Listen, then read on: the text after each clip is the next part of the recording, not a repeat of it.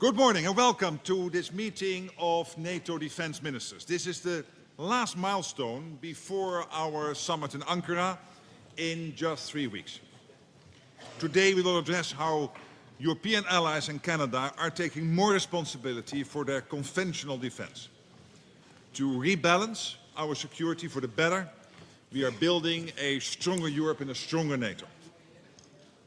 That means allies demonstrating clear progress and a credible path towards investing 5% of GDP on defense.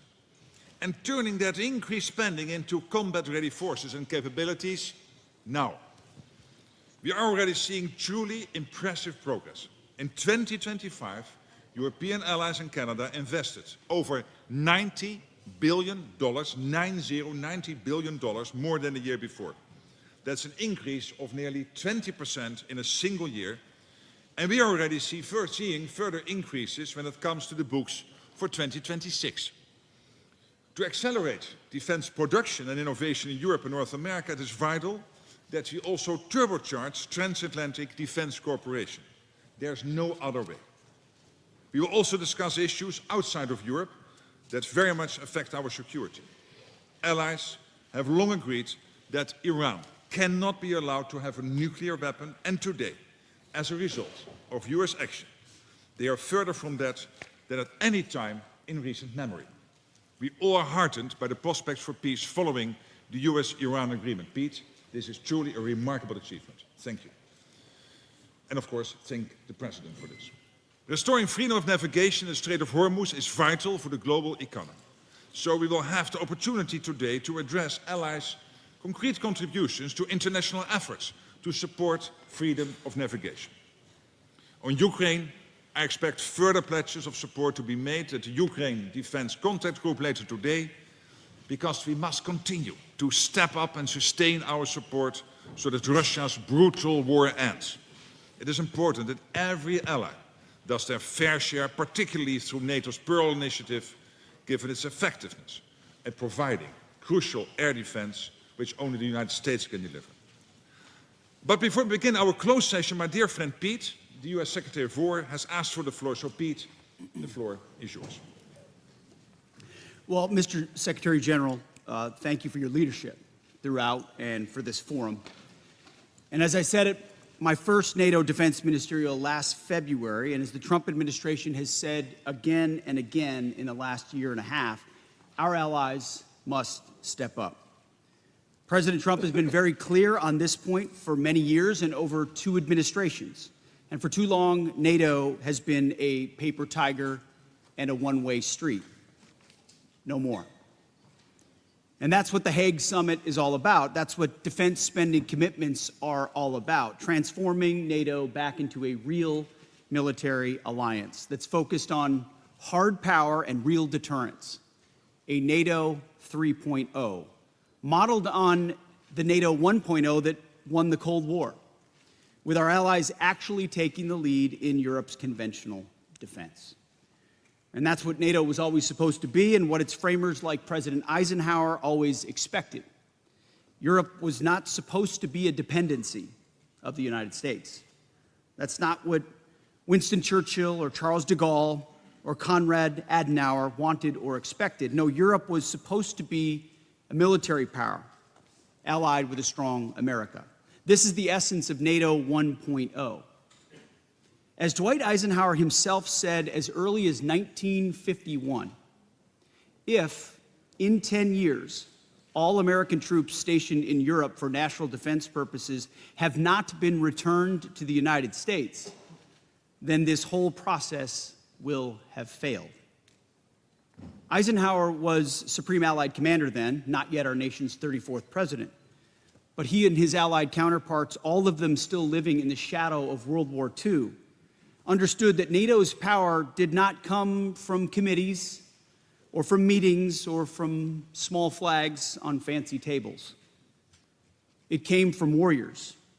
And for Europe's defense, it had come from NATO allies. That was NATO 1.0. A hard-edged warfighting organization focused on Europe's defense. But that spirit faded after the Cold War ended. no longer focused on defending Europe, NATO 2.0 drifted toward out-of-area operations and things that had nothing to do with warfighting at all. Instead of tanks and fighters and air defenses, the focus has been on gender equity and climate change and defense austerity. Europe's borders flew wide open. Welfare states expanded. Defense budgets cratered, along with Europe's belief in itself and its civilization. NATO lost its way. NATO 2.0 was an era of distraction, deindustrialization, and demilitarization.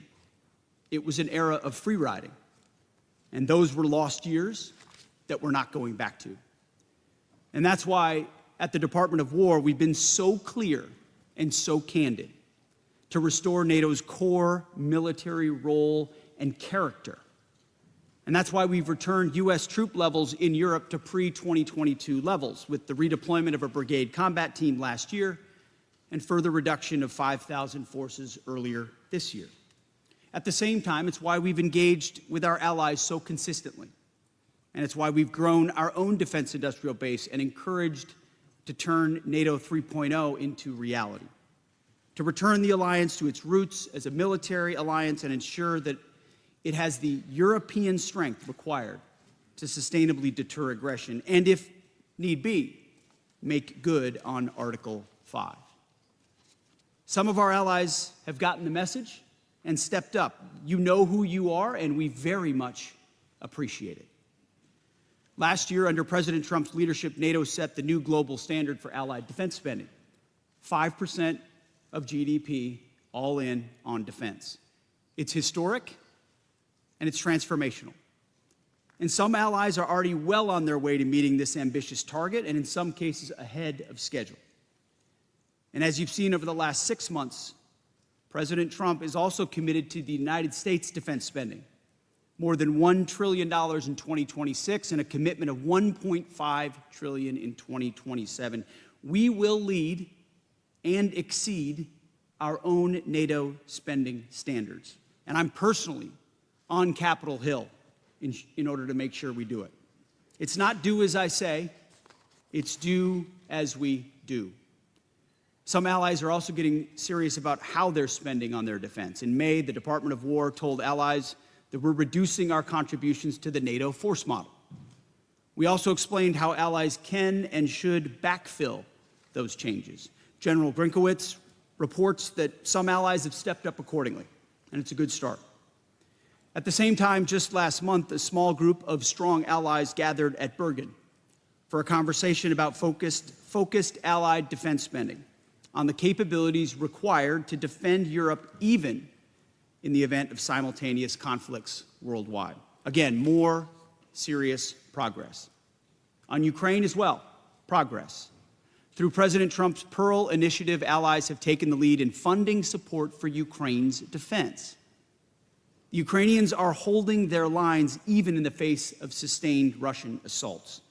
We said it could be done, that our allies could lead, and that it would be consistent with Ukraine's defense. It is happening, and it's a validation of President Trump's approach, an approach that will set the table for peace. Yet for all these early steps in the right direction, there have also been real setbacks that we cannot ignore. For all of our clarity, too many allied capitals seem to still miss something in translation. Too many allies still don't recognize the historic need that President Trump has made clear to them and to NATO itself to reforge a relevant, powerful military alliance. As President Trump put it, and rightfully so, he gave our allies a test to support America when we asked for their help, and too many failed it. The United States has defended Europe for generations. And the president said, all he said was that our jets would need to take off from bases in Europe or our ships from ports to strike targets in the Middle East. Iranian targets that threaten European interests even more directly than they threaten us. But too many of our allies said no, or tried to drown us in arcane legal debates, or criticized us publicly for doing what they aren't prepared or able to do themselves. It was shameful. These allies, they put America's sons and daughters, our sons and daughters, at risk by denying them the predictable access, basing, and overflight that never should have been in question at all. In some cases, we had to shift capabilities from one country to another out of NATO allied countries altogether. There's no excuse for that. And that's not to mention the fact that some countries have yet to show a credible path to meeting their Hague commitments. Too much talk. Some of NATO's largest economies, some of our richest countries, allies that are happiest to go on about the rules-based international order and middle powers banding together, still seem to think the era of free riding is here. Eisenhower and Trump disagree. This isn't what the President or America expects from this alliance. This is not what any reasonable person would expect. And it's not going to cut it anymore. And so we're doubling down on our effort to make NATO what it always was supposed to be, a balanced alliance with Europe in the lead for its own defense, NATO 3.0. And to make that a reality, I'm announcing today a 6-month Department of War review that will examine America's force posture and basing in Europe. Up to 6 months, could be less. Let's call it the NATO 3.0 review. This review will be conducted with the benefit of inputs from the United States military, from European Command. It will involve consultations with the U.S. Congress and with our allies. But make no mistake about it, this will be a real review. It will be designed to ensure that NATO is moving fast and irreversibly toward Europe leading, stepping up to take primary responsibility for the defense of Europe, stepping up to ensure our forces are postured for America's global needs, and stepping up to make sure that our access, basing, and overflight are clearly delineated and assured. Any other country would do the same. At the same time, going forward, our annual NATO dues will be contingent on other countries meeting their defense spending targets. Where other allies do not spend with urgency, our dues contributions will go down. NATO will be a two-way street. It's only common sense. America cannot care for or pay more for Europe's defense than our allies do. And this review will think outside the box. Our national defense strategy states clearly that we're going to incentivize and enable our allies to step up and do their part. So we're going to keep a close eye on allies who are not doing that and who say no, or maybe, or wait and see when it matters most.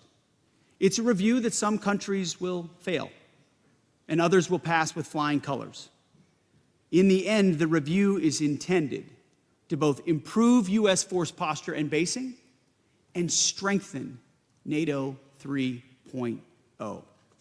It's intended to be constructive, as we have always been. There are no strategic surprises here. There haven't been. I've been clear with all of you since my first remarks to this body in February of 2025. President Trump has always done the same. Our direction of travel is and has been clear. This is the right thing to do by the American people. It's the right thing to do by this alliance. Europe can and must take primary responsibility for its conventional defense as it pledged at the Hague Summit. And in the process, safeguarding Europe's defense for generations to come. We know our allies can do it, and it's time. Thank you. Thank you very much, Secretary Hexet. Dear Pete, there's much to discuss and decide today to further strengthen our deterrence and defense. And with that, I want to thank the media for joining us, and we will now continue shortly.